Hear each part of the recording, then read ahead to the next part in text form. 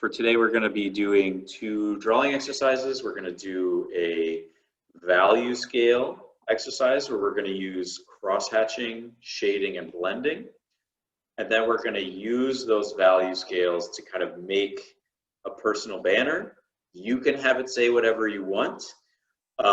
These are just some examples of banners.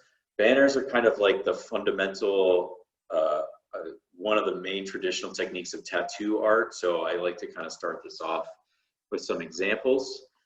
So when you're starting your value scale, we're going to start by just making some simple boxes on your paper. You don't need to use a ruler for these. It can just be simple boxes, but you want to draw kind of five boxes in a row. That's 4. So one way to do it is to do what I just did and kind of do boxes. The other way to do it is to just kind of draw a long rectangle and divide it up in half, and then divide it in half, and divide it in half, and then kind of make one more half. So now I have 1, 2, 3, 4, 5. It's not perfect. It's not a perfect 5-step. And then I'll do one rectangle that's like really long. All of this will be explained as we work. And on one value scale, I'm going to write the words cross-hatching, shading, and blending. Because these are the 3 techniques that we're going to use. I can go in and make the boxes darker to help you see what you're doing.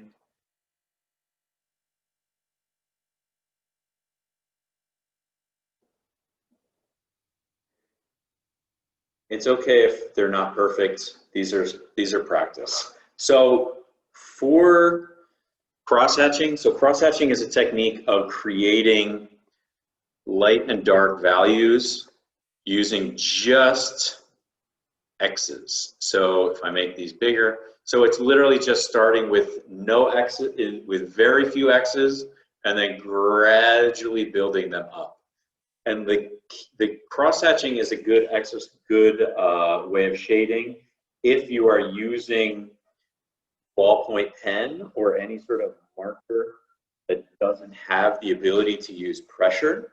So for this, to create a light value, the X's are very spread out, but to create a dark value, almost like fully, I'm putting lines in one direction, and then I'm putting lines in the other direction, and I'm almost coloring it all in, but I'm not totally coloring it in. I'm like keeping some space so you can at least see that it's X'd. But the more lines that I put,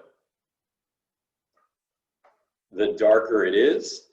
And so now I need to come up with 5 variations, 3 more in between. So I'll do a little bit more spread out.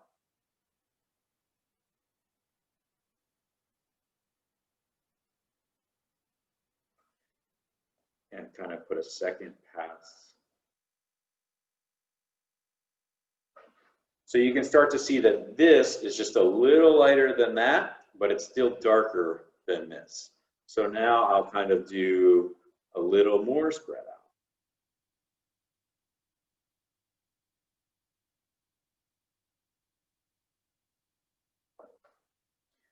I've got a good needle. I think I'm going to erase this one because I made it too dark.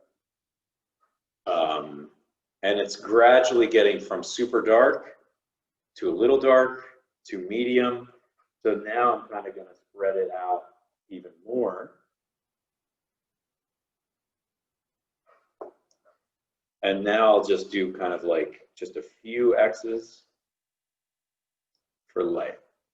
So I should now have a step by step where it's gradually getting from light to dark. So I would say just take like 1 more minute on your cross hatching, and I'll move on before we move on to the shading. So let me pause. All right, so we are back. We're going to do shading and then blending, which are basically exactly the same, but slightly different.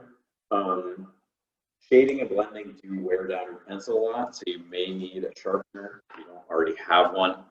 I use mine a lot. So the key difference between cross-hatching and shading and blending is you don't see the individual lines anymore. The goal is that you're creating a solid field of value using the side of your pencil. So as opposed to before where I was using the point, now I'm kind of like laying my pencil down. And the way I like to do this is I like to start with a very light and then gradually work up to my darker colors. So I'll start with kind of a very, very light. I'm almost barely touching the paper. Even this was too dark. So I went lighter. Because with shading, I found that it's actually easier to make stuff darker than it is to like go backwards and make something that's too dark lighter, especially at least with pencil. So now that I've got a lighter pressure, I'll press a little harder, and now you can start to see the motion that I'm doing. I'm making kind of like little donut motions with my pencil. The circular motion helps to hide pencil lines. So like doing little mini ovals is better for hiding pencil lines. And then I'll press a little harder. And now every time I do this, what I'm asking myself is this darker than that, and is it lighter than this? And it looks to me like these are too similar. So I'll just I'll go over it a second time and press a little harder.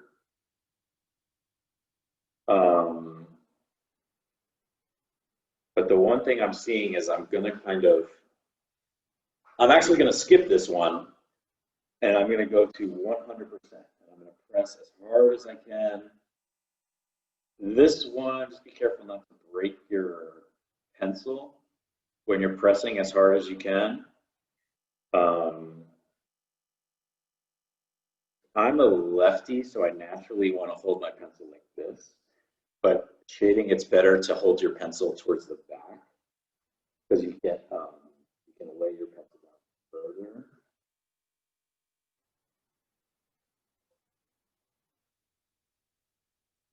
So now I've got like a super dark and I've got a medium, so I need to kind of fit something in between here. So I'll go back in and slowly I'm pressing harder, harder, harder, harder. I think I got it right at that. Shade.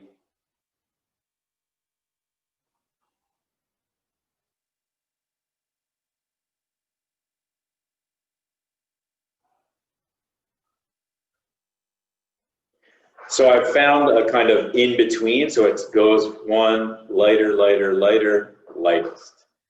That is shading. And then the only difference here between blending and shading is you want to actually start with a super light here, and there's no steps. So you're gradually pressing harder and harder. And now I'm going to go a little bit more, and a little bit more, and a little bit more. Some people prefer to do the opposite. They prefer to start at the arc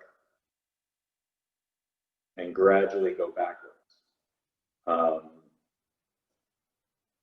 There's a time and a place for both of these techniques. And I'll do kind of half and half and kind of meet in the middle. So now I want to look at this. It's dark, it gets a little lighter, but then it gets a little darker. So I need to fix this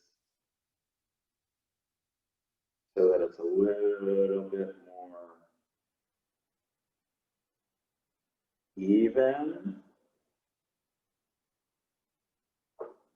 And it gradually gets lighter, lighter, lighter.